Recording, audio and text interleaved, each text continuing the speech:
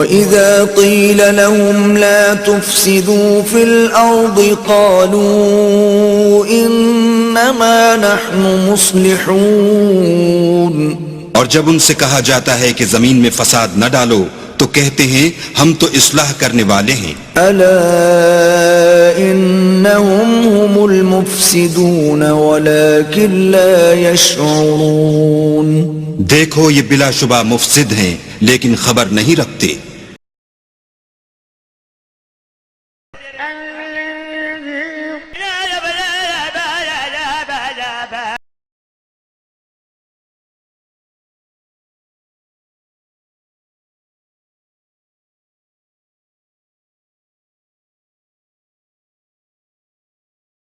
یا ولی عباس کیا ہے، عباس کیا ہے؟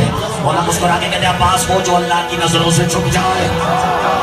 فتوے بازی میں جب بازی نہ کرنا، وہ ہو گیا پریشان، کہنے لگا مولا یہ آپ نے کیا فرما دیا؟ عباس وہ جو اللہ کی نظروں سے چھپ جائے، وہ اللہ ہی کیا جس کی نظروں سے کوئی بھی چھپ جائے۔ اب حیران ہو گئے، وہ پہنچا مالک اشتر کے خیمے پر، مالک اشتر سے کہا مالک یا علی کیا فرما رہے ہو؟ عباس وہ جو اللہ کی نظروں سے چھپ جائے۔ مالک نے سر اٹھایا، سانس لی، اطمینان کا پہاڑ بن کر مالک مسکرائے، مسکرا کے کہتے ہاں میں نے آج اپنی آنکھوں سے دیکھا ہے۔ علی خیمے کے باہر کھڑے ہو کے کہہ رہے تھے عباس کہاں ہے، نظر نہیں آ رہا۔ علی اللہ نہیں ہے، علی اللہ کا خالق ہے، علی اللہ کا رب ہے، علی اللہ کا رازق ہے، علی اللہ سے بہت اوپر ہے۔ اللہ کی معراج کیا ہے؟ اللہ کی معراج یہ ہے کہ وہ در سیدہ جل شانہ پر اپنی داڑھی سے جھاڑو لگاتا ہے۔ حدیث کس زبان سے نکلی ہے؟ جس زبان چتری چھپارے قرآن نکلے وہی دے چکر ہی کن پایا نا، محمد کے لبوں کی حرکت کو وہی کہتے ہیں۔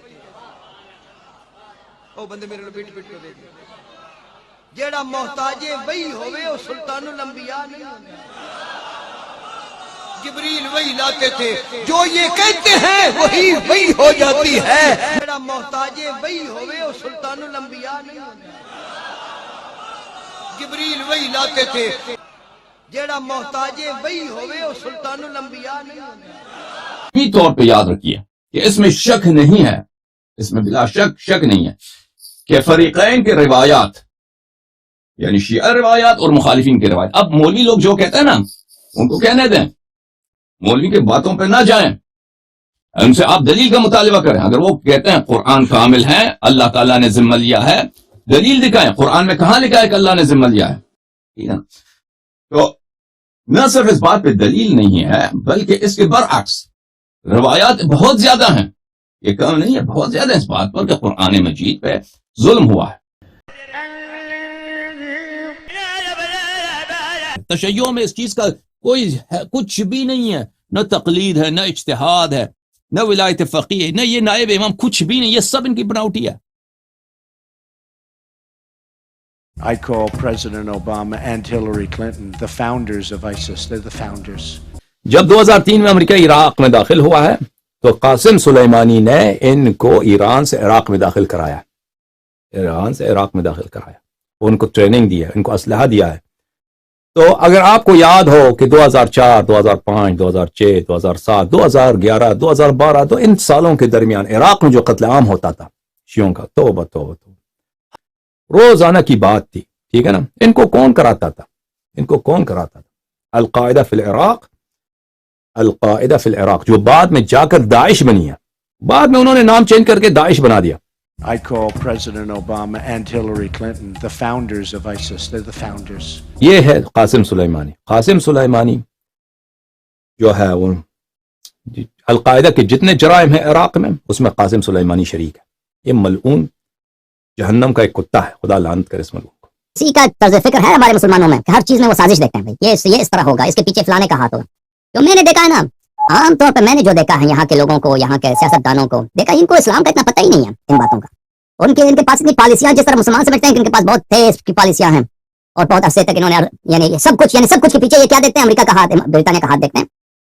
میں نہیں سمجھتا کہ اس طرح ہے، شاید ہو، مجھے نہیں اس کا نہیں معلوم۔ یعنی کل کو اللہ یاری صاحب آپ یہ کہیں گے کہ امام حسین نے کربلا میں یزید کو شہید کیا تھا تو ہمیں مان لینا چاہیے، یعنی خود آپ کا باس یہ اقرار کرتا ہے کہ داعش کو اور ISIS کو ہم نے بنایا ہے. خود آپ کا باس اقرار کر رہا ہے. میں بار بار ویڈیو ساتھ اس لیے دکھا رہا تھا تاکہ لوگ بھول نہ جائیں. وہ کہہ رہے ہیں کہ ہم نے بنایا داعش کو. آپ یہ کہہ رہے ہیں کہ داعش اور القاعدہ ایک ہی چیز ہے اور اس کو بنایا قاسم سلیمانی نے. تو اور قاسم سلیمانی کو کس نے مارا؟ ہاں جی، وہ تو امریکہ نے مارا. تو آپ مجھے یہ ٹرائنگل سمجھائیں ذرا، کس نے کس کو مارا ہے، کس نے کس کو بنایا ہے، یہ ذرا ٹرائنگل سمجھا دیں اور یہ وجہ سمجھا دیں. ایسے لوگ جو ہیں کوئی بنیاد نہیں تھی اس کے پاس، کوئی ثبوت نہیں، کوئی کچھ نہیں، اور ایک کھلا جھوٹ، اوپن جھوٹ. وہ کہتے ہیں جھوٹ اتنا بولو کہ وہ ایسا ایسا سچ لگنے لگے. جانب ہم دیکھتے ہیں کہ قائد اعظم کی تقاریر اور قائد اعظم کے نظریات کو چھپایا جاتا ہے اور ان کے مقابلے میں لایا جاتا ہے در حقیقت علامہ اقبال کو. علامہ اقبال کی تو ظاہر اس میں غلطی نہیں ہے، 38 میں انتقال ہو گیا تھا. تحریک پاکستان میں ان کا کوئی کردار نہیں ہے. جتنا ان کو ہیرو بنایا جاتا ہے، بس وہ شاعر اچھے تھے، عملی اعتبار سے وہ مجاہد نہیں تھے. تو شاعروں کی شاعری کو اتنا سیریس نہیں لینا چاہیے، ہاں استعمال ضرور کرنا چاہیے. علی جو ادا کر رہا ہے خدا کی عبادت خدا کر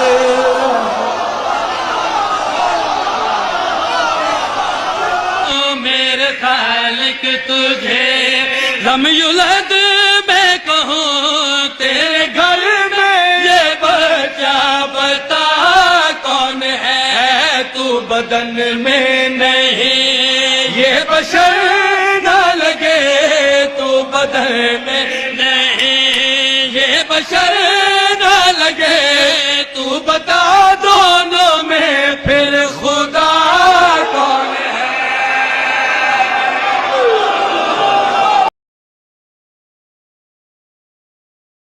تو آج کل جو اسپیچز ذاکرین کی آ رہی ہیں ان کو دیکھ کے مجھے یہی خیال آتا ہے کہ یار یہ چھوڑ رہا ہے اور آپ نے کیا کرنا ہے، لپیٹنا ہے.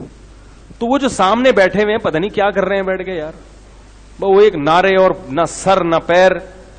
تو مجھے حیرانگی ہوتی ہے یار، ان میں بھی کچھ پڑھے لکھے لوگ ہوتے ہوں گے، ان کو اشکال نہیں ہوتا کہ یہ کیا کر رہے ہو. ہم ممبر پہ کوئی تھوڑی سی ٹیڑھی میڑھی بات کر دینا، فوراً فیس بک یوٹیوب پہ عجیب عجیب کمنٹس آتے ہیں. اور اچھی بات ہے اگر ہم غلط بات کریں تو کمنٹس آنے چاہیے تاکہ ہمیں بھی تو کوئی